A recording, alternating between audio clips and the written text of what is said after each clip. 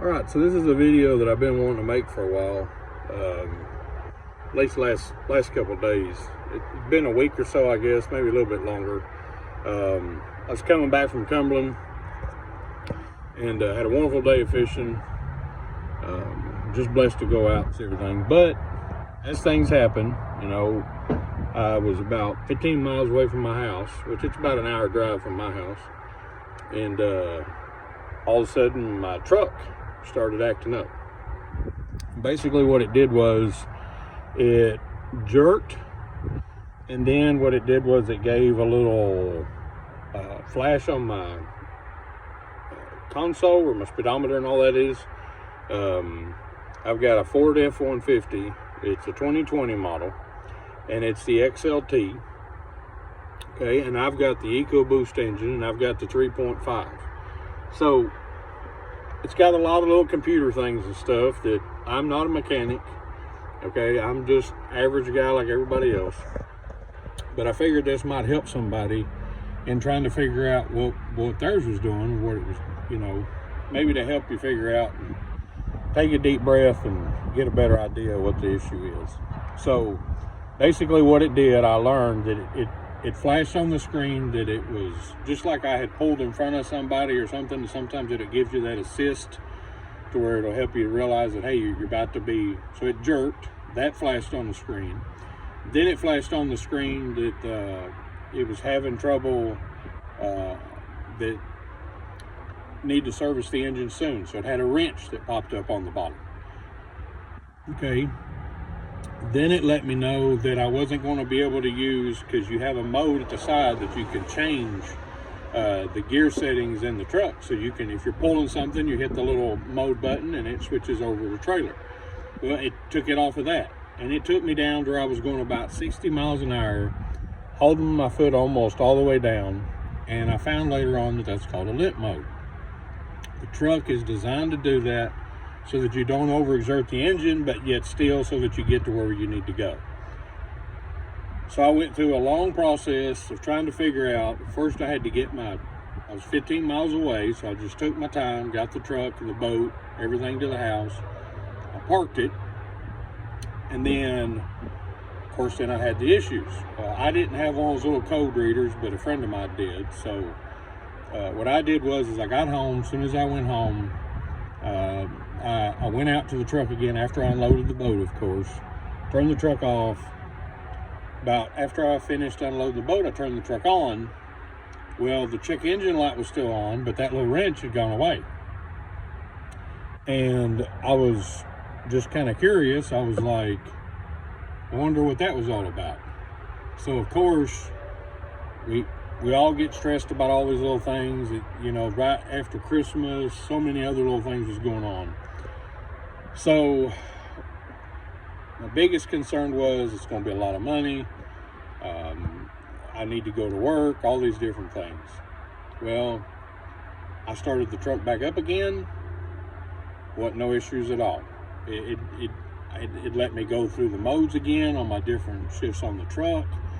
I was able to change the gears. So my question was, well, did something happen, or did it just hard shift maybe? Because every now and then it would have a hard shift sometimes. And my truck's a 2020, so it's about 3 years old, and I've got about 103,000 miles on it right now. It only had 70,000 miles when I bought it, which that's a lot of driving, I know, for 70,000 miles, but it was obviously a lot of highway miles because they didn't even have a hitch or anything on the truck. I put all that when I bought it.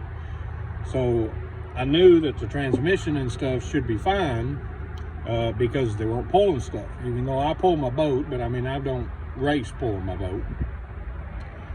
And it's well within the range of the pounds and everything that it can pull. So I had a lot of questions. I was like, my goodness, you know, what's happened now? Which, like I said, I'm not a mechanic, I'm learning. So one of the things that I looked into and I learned was that when that does that, usually it has something to do with the main engine itself, but it doesn't always have to be the transmission. So my biggest concern was, I wonder what it is. There's an app on your phone, and it's a Ford Pass app. That shot me messages to what it is saying that was wrong with the truck. So one of the things that brought up was the transmission. It's called a powertrain. So that really concerned me. But one of the main things that it shot up was that the throttle body wasn't reading everything right. Something was wrong with the throttle body. Well, I had to research and look and see what a throttle body even was. So basically, your throttle body is basically like the neck to the engine itself, from what I gathered. So if that's dirty, it's just like us, you'd be choking, and that's basically what the truck was doing. It was choking. But it seemed to be running fine. And my buddy that I work with, we work about 30 minutes away from my house. So I decided, well, everything's back to normal. I'm gonna drive it to work and see what happens. So I drove it to work. He had one of those code readers. I plugged it in. Come to find out that the code that it gave me was a 2119, which is basically the throttle body was having issues, okay? So me and him decided, he works on vehicles all the time, and like I said, I'm not a mechanic, he's not a mechanic. So I decided, well, here's what I'm gonna do. Weigh out all my options just in case it was just a fluke. We're gonna go ahead and just reset it. So I reset it and let it go. And I just kept an eye on it. Well, it did fine for 3 or 4 days, and then all of a sudden, one day I took one of my kids to the doctor, and when we were coming back home, we weren't even a mile away, it started acting up again. Well, then I realized that it must be more serious than I thought.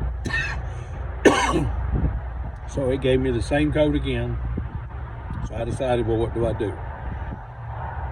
So I looked around, called the auto parts stores. Because my truck is newer, Ford still basically owns the parts and they don't give them out to anybody else, so I was going to have to go to them.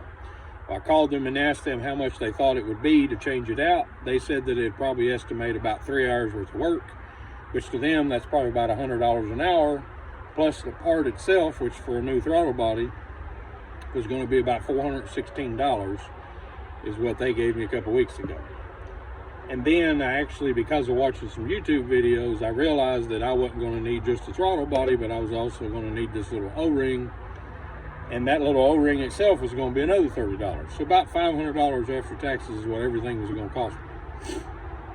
I was heartbroken, but I was really concerned. Okay, and I watched a couple of videos and I felt confident that I could change this out.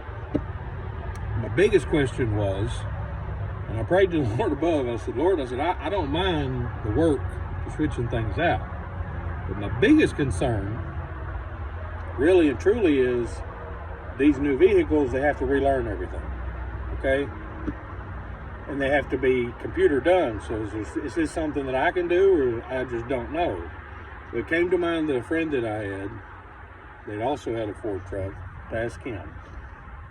We talked to him for a little bit. He knew a guy that actually worked a lot on Ford trucks, and he said that it shouldn't be a problem. He said that actually you should be able to, that there was actually a learning process that it does go through with the truck, and I'll go over that here in a little bit. But the main thing, honestly, is I'm going to give you an idea of how I switched it and how I did it, so that maybe it'll help somebody else, because I really had all kinds of questions, and you about have to do this the way you do everything else. I can't just go out and spend $1,000, $2,000 on something just to do it. I mean, to me, that's not very wise to do that. It's better to take your time and go little by little, because you actually may not have to spend that much.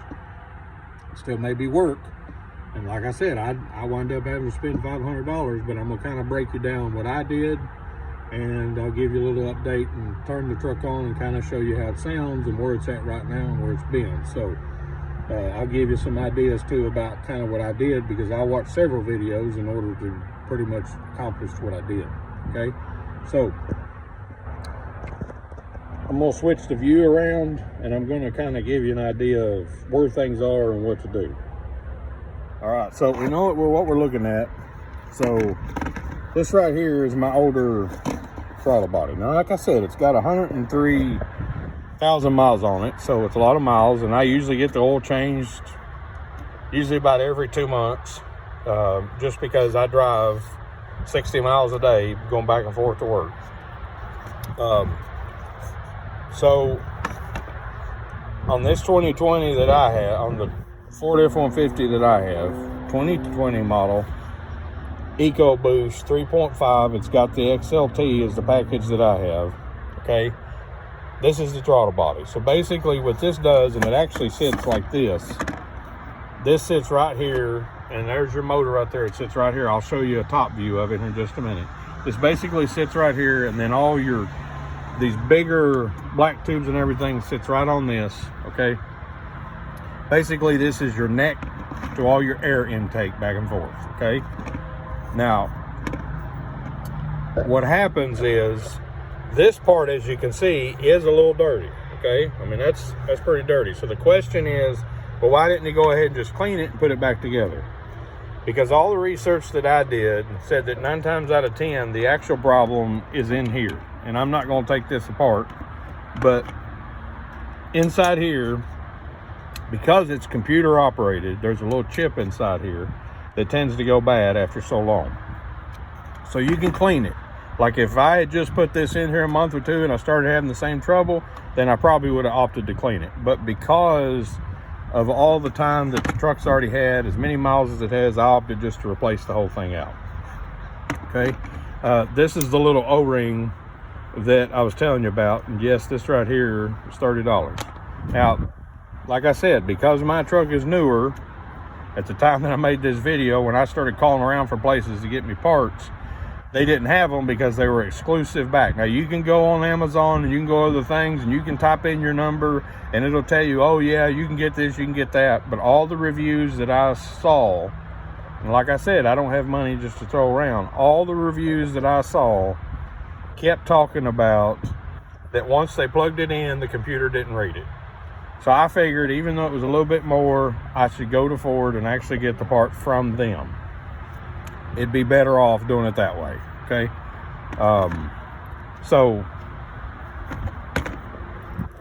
when you go through the process, basically the first thing you got to do, and this is what I watched on that other video that a young man shared, okay? You take off your negative cable, and you should do this anytime you're working on the vehicle anyway, but you take off your negative cable, you put your towel or something underneath it to make sure that that's not going to contact anymore. And then what you actually need to do is you need to take a regular copper wire and you need to hook it to your battery cable, to the positive side, and then hook it on to the actual negative side after it's been disconnected off of the battery. Make sure you understand that, okay? All it does is pretty much drain completely everything, so it shuts everything off. Don't do that while this is still on this battery. First, you take this off, lay it to the side, put your towel or something over this post so this doesn't contact it anymore, okay? And then you can take and run your cable, and basically what that does is it just, I don't know the technical term, but what it does is it basically resets everything, okay? So, here's basically where your throttle body is on the truck. This is your throttle body right here, okay? So, this is your motor underneath here, everything comes through. This little piece right here, you have to pop that little red tab off, and you also, this comes completely off. You can see from the picture here that actually slides over top. So this little piece here actually slides completely over top this right here. So not only do you pull that tab off, but you have to put your screwdriver kind of underneath this to kind of lift it and little by little wiggle it off. Do not rush to do that. Take your time and take it off. Now you see that little blue piece right there that's in between the two? That is this little piece right here.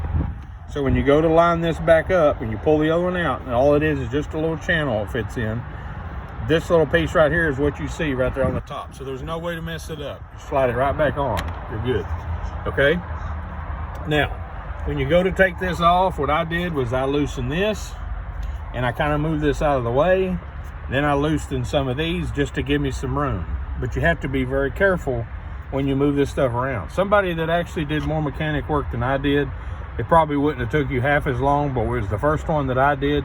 It took me about an hour or so just to get to the point where I could see what to do, because I was taking my time and I was going through. And the biggest struggle that I had, believe it or not, was this little connection piece here, which you have to loosen this this right here, and you have to loosen this because this is a connection between the two. This is connecting between this other hose that you see underneath here and your actual engine itself. So that's the connection piece. And the reason that gave me so much trouble was because you're trying to slide that rubber boot off of all this distance right here, which is almost 1.5 inches, almost 2 inches, plus it has this lip. So it's on there tight, and it's on there tight because you use it a lot. So it's kind of molded around it, so you have to kind of work it out. Now what I wound up doing, because you need to be careful when you go to move this right here and try to get this off, worst thing you can do, and I've done this before, is try to take a screwdriver and push it down in between it, because the edge of that screwdriver will cut it. So what I actually did was, this right here is a big pair of toenail clippers, and I keep it on me all the time because I use it for fishing or for cutting just about anything. This edge right here is a blunt edge, doesn't have any sharp edges. This is what I used to put in behind this and to pry it and to work it around so that it just would disconnect. It doesn't have glue that connects it, but it just pressure over time seals it on there is what it does. Okay, then I quit moving the camera around. Then what you have to do is you literally have this bolt right here. Okay, you have one right here, you have one directly underneath this, and you have another one directly underneath this one. So all you have is, just like the picture, just like right here, you have 4 bolts, and those 4 bolts, they're about 3 inches long, and they go up inside this right here. That's what tightens all this together, and then all this does is C-clamp down on it. That's all there is to it. So I took the 4 bolts out, wiggled it out, wiggled it around, got it out, and then put the new one back in. And I literally put it right in reverse, right back the way it was. Okay, really wasn't that difficult. The hardest thing is these right here are 8 millimeters, every one of them. So they're kind of small, and you really need a small wrench to kind of get in between all these spaces in order to get this off. Okay, so that's really all there was to it in order to switch this out. So once I had it switched out, it went from that bogging every now and then, throwing it into the limp mode. It went from all that. Hard shifting is one of the things that it did a lot. Okay, so then after you switch it out, what do? Basically, the video that I watched, I'm gonna flip this around, talk to you a little bit some more, just face to face. Okay, so one of the things that other video described, okay, what you need to do is shut off all your extras in the truck. Once you get that switched out, all put back together, you connect your battery cable back on, your negative back on. Once you do all that, okay, here's as simple as it is. You go to turn your truck on, okay, and then what you do is all the lights are going to pop up on your dash. And my check engine light was on the truck. I turned it on, let it all light up, gave it just a second, and then I turned the ignition on. Okay, once I turned the ignition on, after having everything put back together,